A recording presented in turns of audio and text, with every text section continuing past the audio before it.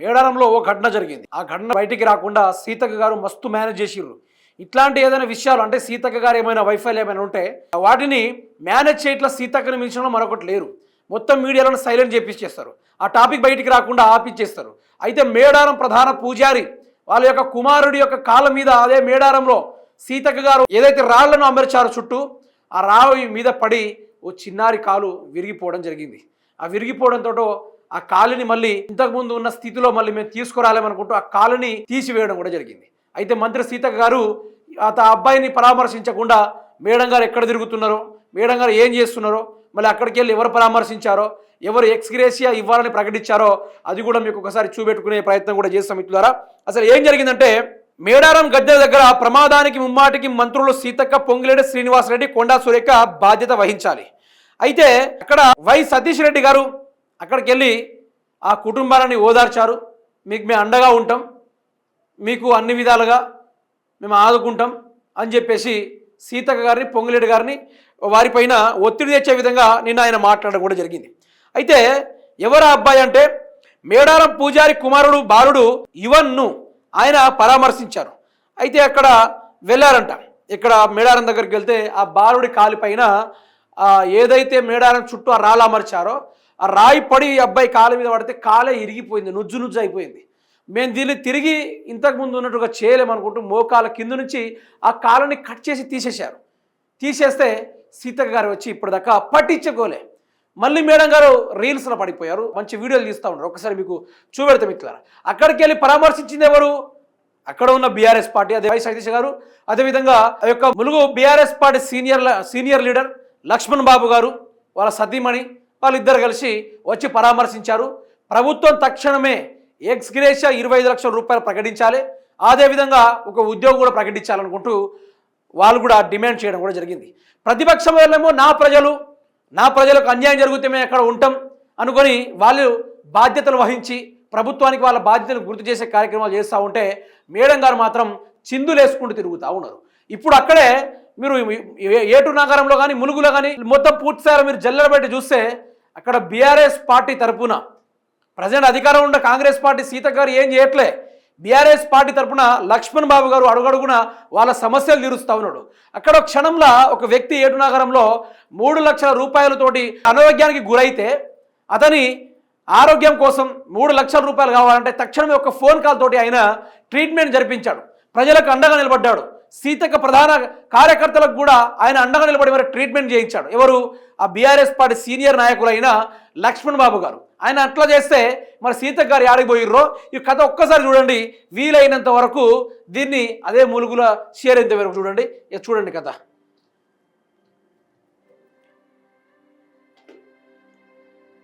అవి కొన్ని వందల సంవత్సరాల దాకా ఇది స్థితిలో నిలిచిపోతాయి అని చెప్పిన మంత్రి సీతక్క ఈరోజు వాళ్ళ ప్రధాన అనుచరుడు ప్లస్ ఆ యొక్క పూజారి వాళ్ళ కొడుకు పరిస్థితి చూడండి.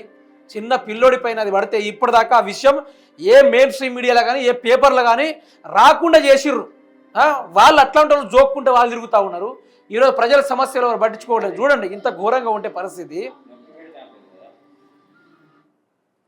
చూడండి. ఇదే మంత్రి సీతక్క గారి కుమారుడికి ఇట్లా జరిగి ఉండుంటే, మనవడికే ఇట్లా జరిగి ఉండుంటే ఆవిడ గారు సైలెంట్గా ఉంటారా? ఇంత సైలెంట్గా చిన్న పిల్లోడు తిప్పి కొడితే ఆయనకు 8 సంవత్సరాలు కూడా లేదు. అబ్బాయి పరిస్థితి చూడండి. వాళ్ళు పరామర్శించడానికి వై సతీష్ గారు వెళ్ళారు. అక్కడ రెడ్డి గారు వై సతీష్ రెడ్డి గారు వెళ్ళారు అక్కడికి. వారికి అండగా ఉంటాం, ఏదున్నా మేము చూసుకుంటామని భరోసాని ఇచ్చిండు కదా అక్కడ. ఇక్కడ ఒక్కసారి వినండిగా.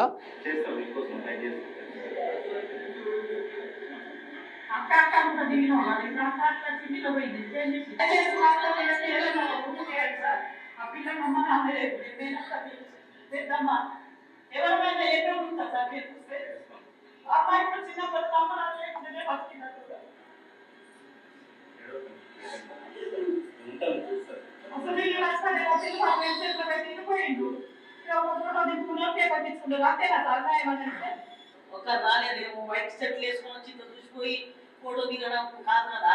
వాళ్ళ జీవితం ఏంటి, వాళ్ళకి ఏంటి ఆలోచించు. చూసిర్రా? అదే రాయి గనక ఆ పిల్లోడి తలకాయ మీద పడుంటే అతని పరిస్థితి ఏంది? అంటే ప్రజల ప్రాణాలంటే చెలగాటమా సీతక్క గారు?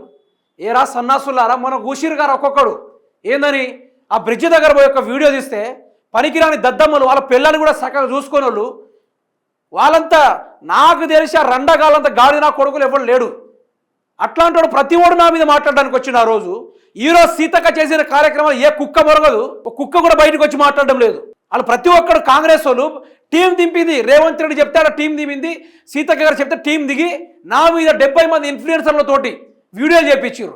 మరి ఈరోజు ఎవంది జోకుతున్నారు? యాడికి పోయి జోకుతున్నారు అందరు కలిసి? ఈరోజు ఏడబోయి జోకుతున్నారు. ఓ పిల్లోడు కాలు ఇరిగిపోతే ఈరోజు మీ కుటుంబాలు అట్లా జరిగి ఉంటుంటే మీరు ఊకునేటోళ్ళ? ఎవరో కాదు, ప్రధాన పూజారి, అందులోనూ మంత్రి సీతక్క గారి యొక్క ప్రధాన అనుచరుడట. అక్క అక్క అని తిరిగితే ఈరోజు శతకోపం పెట్టిపోయింది. అక్క ఎటుపోయిందో కూడా చూపెడతా. ఇప్పుడు బీఆర్ఎస్ పార్టీ తరఫున వై సతీష్ రెడ్డి గారు వచ్చారు. వాళ్ళకు మనోధైర్యాన్ని కూడా ఇచ్చిర్రు. ఫోటో దిగడానికి పోలే, అంతో కొంత ఆర్థిక సాయం చేసిరు కూడా. ఆడికి వెళ్ళిర్రు వాళ్ళు. ఒకసారి మీకు అదే కూడా చూపిస్తా. బీఆర్ఎస్ పార్టీ తరఫున ఎవరు వెళ్ళారు ఆడికి? లక్ష్మణ్ బాబు గారు వెళ్ళిర్రు. వెళ్ళి వాళ్ళు కూడా ధైర్యం చెప్పే కార్యక్రమాలు చేశారు. తర్వాత ఎవరు కూడా భయపడొద్దు, మేము గట్టిగా డిమాండ్ చేస్తాం ఈ కాంగ్రెస్ ప్రభుత్వానికి. ఎవరైతే ఇక్కడ మంత్రిగా కొనసాగుతూ ఉన్నారో వాళ్ళ బాధ్యతను మర్చి ఏ విధంగా పోతా ఉన్నారో వాళ్లకు 25 లక్షలు తక్షణమే ఎక్స్రేషన్ ప్రకటించాలి. వాళ్ళ ఇంటి నుంచి ఒక ఉద్యోగం ఇవ్వాలి. ఇప్పుడు అబ్బాయి యొక్క లైఫ్ స్పాయిల్ అయిపోయింది. ఏ ఉద్యోగం ఇస్తారు? ఏ ప్రభుత్వం ఉద్యోగం ఇస్తుంది అబ్బాయికి? అటువంటిది అబ్బాయికి ఉద్యోగం ఇవ్వాలి. ఆ ఇంట్లో అబ్బాయికి ఇవ్వకుండా వాళ్ళ ఇంట్లో తల్లిదండ్రులకైనా ఉద్యోగాలు ఇవ్వాలి. అయితే ఈ విషయం బయటికి రానియలేదు. ఒకసారిగా మీరే చూడండి మిత్రులారా, చూడండి ఆడ ఎవరున్నారు? మంత్రి సీతక్క గారి యొక్క అనుచరులు ఉన్నారా? లేకుంటే ఈయనతో పాటు తిరిగిన కాంగ్రెస్ నాయకులు ఉన్నారా? ఎవరున్నారు అక్కడ? అంత కొంత బీఆర్ఎస్ పార్టీ నిలిచింది కదా ప్రజల కోసం. కానీ ఈరోజు మంత్రి సీతక్క ఎడిపోయారు, అది కూడా మీకు చూపెడతా వినండి. ఇక అంత పెద్ద రాళ్ళు పెట్టి ప్రజల ప్రాణాలతోటి చెలగాటమాడి దానికోసం దగ్గర దగ్గర 250 కోట్ల రూపాయలు, 51 కోట్ల రూపాయలు అనవసరంగా ఖర్చు చేసి మరి దారుణంగా వాళ్ళు ప్రజలను హింసించి కొన్ని వేల కోట్ల రూపాయల కుంభకోణానికి పాల్పడి ఈరోజు ఆ యొక్క చిన్న పిల్లల మీద కాలు మీద పడితే ఇక్కడ పొంగిరెడ్డి కానీ, అందులో తలదూర్చిన మంత్రి సీతక్క కానీ, కొండా సురేఖ గారు కానీ, లేకుంటే చుట్టుపక్కల ఉన్న కాంగ్రెస్ లీడర్లు కానీ ఏ ఒక్కరు ఓరే ఆడికి వాళ్ళ పరిస్థితుల గురించి ఎవరు పట్టించుకుంటున్నారు? ఎవరు పట్టించుకుంటారు? వెళ్తున్నారు అక్కడికి వెళ్ళి. ఈరోజు అక్క అక్క అని తిరిగిన పాపానికి ఈరోజు వాళ్ళ దగ్గరికి వెళ్ళి వాళ్ళకు ధైర్యం చెప్పే కార్యక్రమం కూడా లేదు మిత్రులారా. ఇంత దుస్థితికి దిగజారిపోతుంది రోజు రోజుకి ములుగు పరిస్థితి. చిన్న పిల్లోడు నొప్పికి తట్టుకోలేక ఏడుస్తూ ఉంటే మంత్రి సీతగా దిగొచ్చి వాళ్ళ పరిస్థితి ఏందబ్బా? ఎంత తల్లడిల్లిపోతున్నారు కుటుంబం వాళ్ళు. కానీ మీ కుటుంబంలో ఇట్లా జరిగితే ఊకుంటారా? ఇప్పుడు మంత్రి సీత గారు కొడుకున్నారు, ఇప్పుడు మంచి యూత్ కాంగ్రెస్ లీడర్గా ఉన్నాడు. అతని కాళ్ళ మీద మంచి బండ వచ్చి పడి కాలు మొత్తం నుజ్జు అయిపోయి తీసేస్తే మంత్రి సీత గారు నవ్వుకుంటుంటారా, తిరుక్కుంటుంటారా? ప్రజల సమస్యలు ఎట్లుంటే మంత్రి సీత గారు ఏం చేస్తున్నారో ఒక్కసారి మీరే చూడండి. మంచి పూనకాల లోడింగ్తో డ్యాన్సులు వేస్తూ ఉన్నారు. చూడండి ఇక ఇది చూడండి పరిస్థితి ఎట్లుంది. ఇక చూడండి మొత్తం ఎంజాయ్ చేసుకుంటూ పూలు చల్లుకుంటూ ఏదో కార్యక్రమంలో మేడం గారు పాల్గొన్నారట. రోజు రోజుకి అక్కడ ములుగులో ఉన్న ప్రజలు బాగుపడుతూ ఉన్నారటకుంటూ మేడం గారు ఆ శిలాఫలకాలు ఓపెన్ చేసుడు, ఆ యొక్క రీల్స్ చేసుకుంటూ మాత్రం తప్పట్లేదు మిత్రులారా. ఇటువంటి బీజములు వాడుడు, ఇటువంటి ఎఫెక్ట్లు పెట్టుడు, ఇటువంటి కరెక్ట్ టైంలో ఇట్లాంటి చేయుడు ఇన్ఫ్లుయెన్సర్లు కూడా చేయలేరు. గొప్ప గొప్ప యూట్యూబ్ ఇన్ఫ్లుయెన్సర్లు ఉంటారు కదా, వాళ్ళు కూడా చేయలేరు.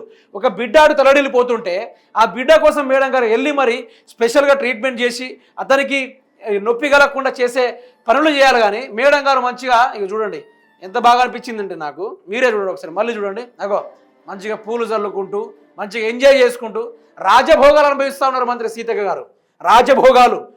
ప్రజలు ప్రాణాలు గాలికి పోయినా పర్వాలేదు, కానీ మనం ఎంజాయ్ చేయాలి, మనం ప్రజల ముందు హల్చల్ చేయాలి, మంచిగా ప్రజలతోటి కలిసిమెలిసి వెళ్తూ ఉండాలనుకుంటుగా ఈ విధంగా మంత్రి సీతక్క గారు కాలయాపన చేసుకుంటా ఉన్నారు. మరి ఆ పిల్లోని పరిస్థితి ఏంది? ఇప్పుడు ఆ పిల్లోని పరిస్థితి ఏంది?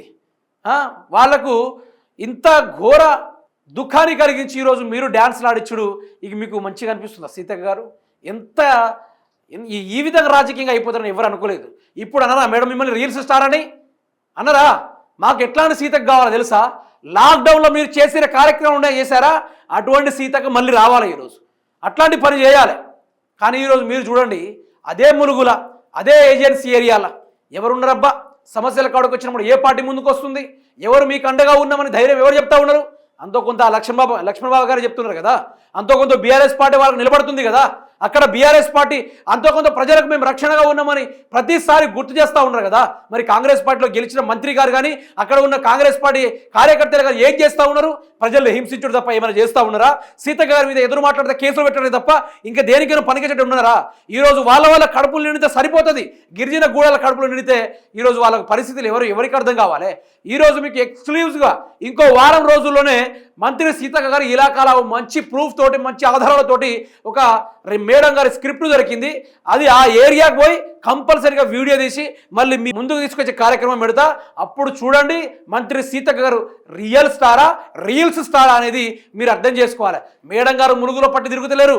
ఓన్లీ హైదరాబాద్లో సెటిల్మెంట్ వ్యవహారాలు, అక్కడ ఏదైనా చిన్న చిన్న భూములు ఉంటే వాటిని కబ్జాలు చేసే ఆ యొక్క కార్యక్రమం దిశగా మేడం గారు ఎల్లుకుంటూ పోతున్నారు తప్ప ఆ ప్రజల్ని పట్టించుకునే కార్యక్రమం ఎక్కడ కూడా చేయట్లేదు.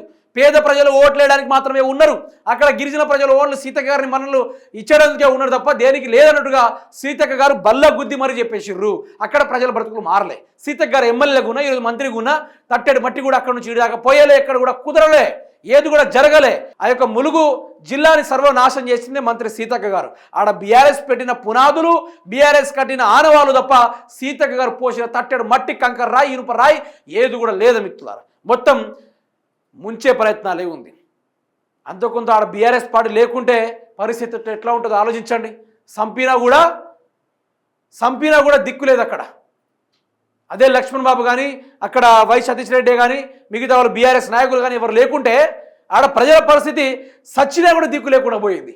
రాబందుల పాలయ్యేది. ఆ తీరుగా అడవి జంతువుల కన్నా అధ్వానంగా ప్రవర్తిస్తూ ఉన్నారు కొందరు. ఈరోజు మంత్రి పదవులు వచ్చినా కూడా రీల్స్ చేయడం మాత్రం మానట్లేదు. ఈరోజు ఇంత అధికారం పెట్టుకొని ఈరోజు ఎన్ని చేయొచ్చు? ఎన్ని ఇందిరమ ఇండ్లు ఇచ్చారు మంత్రి సీతక్క గారు మీ నియోజకవర్గానికి? ఎన్ని ఇచ్చారు? ఏం చేశారు? మీ వల్ల అయ్యింది ఏందో అనేది క్లారిటీగా చెప్పాల్సిన అవసరం కూడా ఉంది.